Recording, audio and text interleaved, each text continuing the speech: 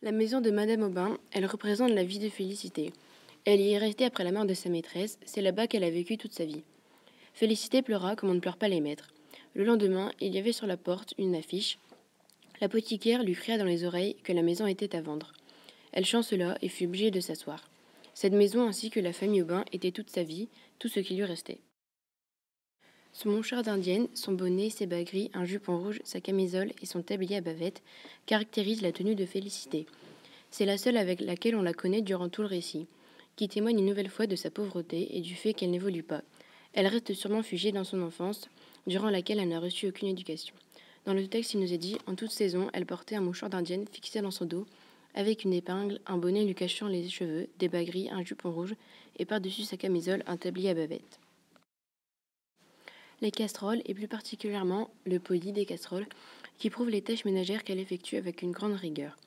Félicité n'a que ses tâches ménagères à faire et elle le fait avec le plus grand soin, au point qu'on envie à Madame Aubin, sa servante. Félicité se dévoue à tout ce qu'elle fait. Personne dans les marchandages ne montrait plus d'entêtement.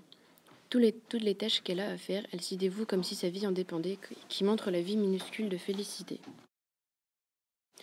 Le pain de 12 livres que Madame Aubin lui fait faire uniquement pour elle, il lui permet de manger pour 20 jours. Ça prouve que Félicité ne peut rien s'acheter et se contente d'un seul pain. On peut la comparer à une enfant qui ne sait se faire à manger seule. Elle se contente de ce qu'elle a et de ce qu'elle peut avoir. Elle ne se plaint pas de pouvoir manger que du pain. Un pain de 12 livres cuit exprès pour elle et qui durait 20 jours. Un pantin car elle est très rustre dans ses mouvements. Elle n'a aucune expression sur son visage. Elle est semblable à une automate. On ne sait quel âge lui donner. Elle reste toujours silencieuse comme le pantin ci-dessus qui n'a pas de visage. Elle ne s'exprime que très rarement. À 25 ans, on lui en donnait 40. Dès la cinquantaine, elle ne marqua plus aucun âge. Et toujours silencieuse, la taille droite et les gestes mesurés, semblait une femme en bois, fonctionnant de manière automatique. De nos jours, on pourrait parler de robot ménager, car ses seules tâches sont de faire les corvées dans la maison. C'est son travail. Un taureau, car Félicité risque à se confronter à la bête simplement pour sauver la famille Aubin. Ceci montre son héroïsme pour cette famille qu'elle sert et aussi sa dévotion à la famille Aubin. Par ce geste, on dirait qu'elle leur doit quelque chose. La croix du Christ, elle représente la religion. Elle la découvre grâce à Virginie et y porte beaucoup d'importance. Elle se sent très concernée par la vie du Christ et se met littéralement à pleurer lors de la lecture d'un passage biblique, comme s'il vivait les souffrances du Christ avec lui. Elle est passionnée et fascinée quand elle découvre la religion. Sa vie en dépend, elle devient encore plus dévote à Dieu. Puis elle pleure en écoutant la Passion. Pourquoi l'avait-il crucifié, lui qui chérissait les enfants, nourrissait les foules, guérissait les aveugles, et aurait voulu, par douceur, naître au milieu des pauvres sur le fumier d'une étable. Loulou est son perroquet, le seul animal auquel elle s'est attachée durant sa vie.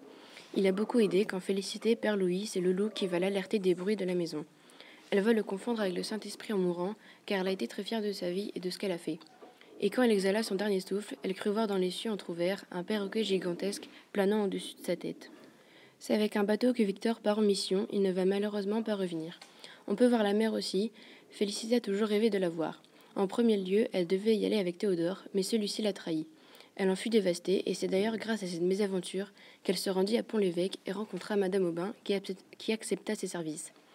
La jeune fille ne savait pas grand-chose, mais paraissait avoir tant de bonne volonté et si peu d'exigence que Madame Aubin finit par dire « Soit, je vous accepte ».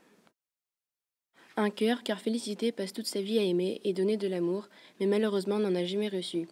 Elle aime successivement un homme, Théodore, qu'elle a beaucoup aimé, qui la trahira.